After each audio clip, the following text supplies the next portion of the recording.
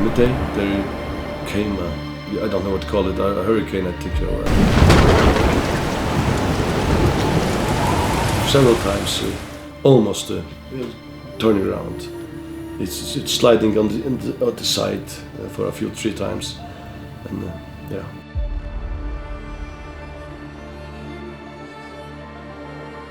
I used to say I'm glad I didn't know how near I was to end my life that day. So I did it.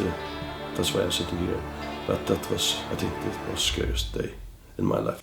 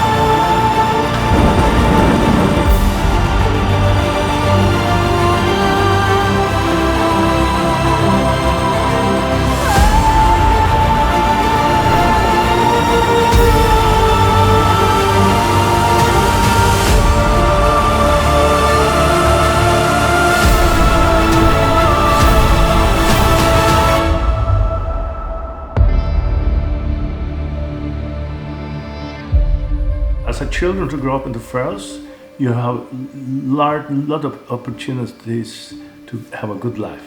I think my childhood was very different from others, like my friends. Some people are ending their lives at the work at sea.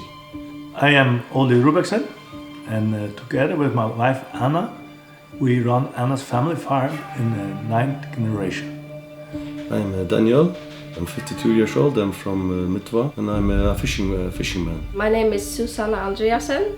I am 28 years old, and I work as a kindergarten teacher, and I live in a village called Lorvik in the Faroe Islands. We have 5 children in all, and where the youngest one is 24. And probably if everything goes well, he will take over the farm in some years, and we feel really proud that we can continue to hand over the family tradition, and he can be the 10th generation. We have a flock of sheep out freely in the mountains. There are 150 in total, but now with the lambs we are up to 300. I usually wake up at 3 o'clock in the morning, maybe 2 o'clock sometimes, 4 o'clock sometimes. Then I go up and go out to my boat and go out for fishing. But that's a long day. I maybe don't come back 10, 11 at night, as it's a fishing day. It's been 18, 20 hours on the sea, alone on the boat. Fishing is everything in the Faroe Islands. 99% of the export was from fishing. I grew up with 2 mothers, and they met before I was born, and they're still together now after more than 30 years. In my family, we never talked about it. It was like really a taboo for everyone in the village. People knew about it, but nobody said anything. It's because of the Christian community in the Faroe Islands. Today, you can be educated in many various things at the university as well, and also we have a lot of schools are used for handcraftship, and because we running to maintain houses and we build our ships. We have the shipyards, and because we have a big fleet of fishing trawlers and big companies who are running, for example, the salmon. The sea is always the given gifts, fish and birds and everything, whales and everything. But in the Faroe Islands, the sea it take back. They always take back. Some people are ending their lives at the work at sea. But we have one day, 1st of November, we have a day to memorize all the people in the Faroe Islands who are lost at sea. And that's, you can see around the Faroe Islands, they have the memory plates, a lot of names, all right down. And the people who lost their lives at sea, trying to get the fish and everything at shore, help their family and the country. So that's the cost of fishing. See, it's give gifts and take a little back. So that's life. Yes. Yeah, I feel like they're more open-minded now today than about 20 years ago. It was like, nobody ever spoke about it, and now it's like it's really okay to be gay, and you feel more welcome, I think, today among the people here. And we also have the gay pride every year, and we celebrate it. We have public schools that everybody's free to go there, and there is a lot of sport activities going in the Faroe Islands. Of course, the football is the first place, and you'll find both girls and boys to do that, and you'll find a various program that people can use the time in the spirit cultural activities. For example, Faroes are very active in choirs, singing choirs, and you'll also find a lot of people are involved in civil work, for example, in religious contents, and making work freely for children. The next thing is to build a house with my boyfriend and our 1.5-year-old daughter. And we're really excited to start working on this house. I think maybe we'll be finished in 3 years. And my boyfriend, he will build it himself with the help from his father and his friends. In the Faroe Islands, it's quite normal to have your friends help you build your house, because they are carpenters, or plumbers, or electricians. You get it for free because you maybe help them with some other project that they are on. So one time I was catch at I don't know what to call it, a hurricane, I think so. It was a very small boat. I was far away, and the weather conditions were very good, but in the midday there came the wind was exploding. I was far away from shore. I couldn't come back because the wind was so. It was, I don't know what you know what, 37 meters per second, and Meaginess. I was outside there, and I was in that little boat, 8 meter long and 2.5 meter wide, and that's I think was the nearest. I used to say I'm glad I didn't know how near I was to end my life that day, but that was many hours for me to come back, and I did it. That's why I'm sitting here. But that was, I think, the most scariest day in my life, I think. Also here in the Faroes, maybe especially to compare with other countries, it's more free to be a child. Children in the Faroes not that controlled, because we are really a safe country. Yeah, and the Faroe Islands is the safest place to live in the world, I would say. And even the keys are in the cars in many places, and there's no car gone in the morning.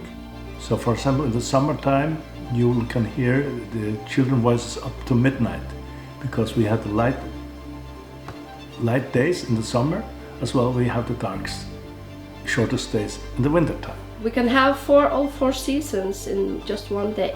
One time I was in my village, Oye. It was heavy snow, and then I was driving to the capital 1 hour away to my niece, and then she was sitting in the terrace and it was sun and it was dry outside. It was really weird to see. It's one of the few paradises on the earth, I think.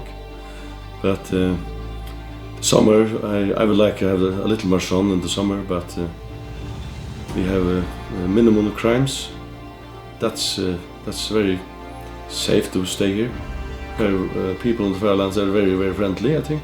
In many ways, open-minded. He welcomes you if you are coming to his house. He would welcome you to a cup of coffee or just a talk. His door is always open. Or what is your point of view about the slaughtering of the whales? For someone that only sees sees it from like social media or newspaper that doesn't have the insights why they do it. When the whales come into the near the coast, then we go out with the boats and throw them into the sand. And before it was very barbaric. We have long, I don't know what you call it.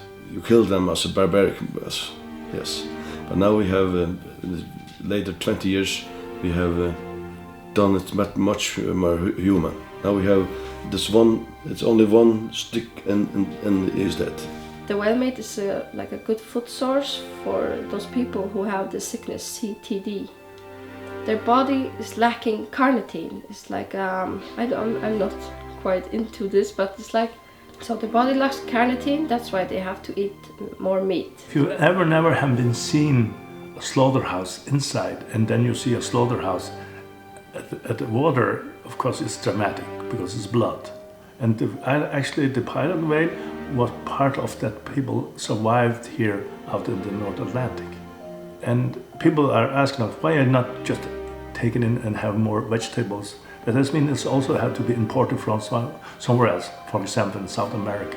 And that's a long distance to feed a population when you have the food right just in front of your door. And they are cut into small pieces, like squares. And then it was like in this village, this family in this house would get like one part of the whale. So the whale meat is never for sale. If the people in the village have enough meat, they will give it to the village next to us. And people in prison and elderly homes, they also get a share of the whale. All the fish and the whales in the sea, it's a very healthy food. But some people said that the whales are poisoned with quicksilver and think that's not so good for people to eat. I don't know. I think if you take the other stuff you buy in the stores, I think that's much more unhealthy than the whale. That's for sure. And the flock is not threatened. We know from searches that there's around 600 to 800,000 pilot whales in this area, from north up to Iceland and down south of England. And we take amount every year out of this about 1,200. So it can never be threatened at all. The interest for whaling in the Faroe Islands is it's not so big and longer than it was before. Before it was necessary for everyone to have this whale in the winter and you salt it and dry meat and for surviving in the Faroe Island we must have. But now many of the young people doesn't even eat the whales anymore. So I don't know. Maybe 20 years, maybe there will be no whaling. I don't know. But the interest is not so big now between the younger people. That's for sure. Yeah, I've seen much more tourists now than from like 10, 20 years ago. Mostly campers come here. They take pictures in through the windows and everything, and so, yeah.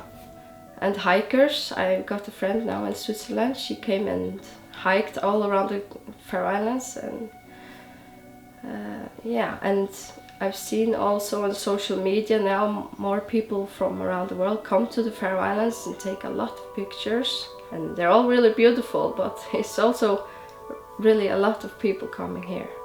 And some people think it's not good and some people think it's good, so like putting Faroe Islands on the map. So now are the farmers and they are setting fences up and you must get your visa card to get into the, and they have done that in Saxon, for example. That's where a big debate on the Faroe Islands. The farmers who own the land in Saxon, they have set a fence up. But you cost 75 crowns to enter to his land. Actually, now Faroe Islands was closed for maintenance, about 100 people came to the Faroe Islands to build up like hiking trails out to these tourist attractions, and yeah, they were helping like building it up, because when people walk there, like more 100,000 people walk there, they like ruin the land, and then they built like these trails. They take pictures of this wonderful pictures of this land, and they threw it out in Europe, and the tourism has exploded. Then they come to see these places, and they haven't asked us farmers who own the land, so they got no money, and the sheep are scared, and yeah, they're not so glad right now. That the places, there are few places, and Gásadalur and Mykines's Saxon, and there are very lot of people. Too much they think. They should try do something to get the tourism and spread it a little bit out. Get more places for them to visit or something.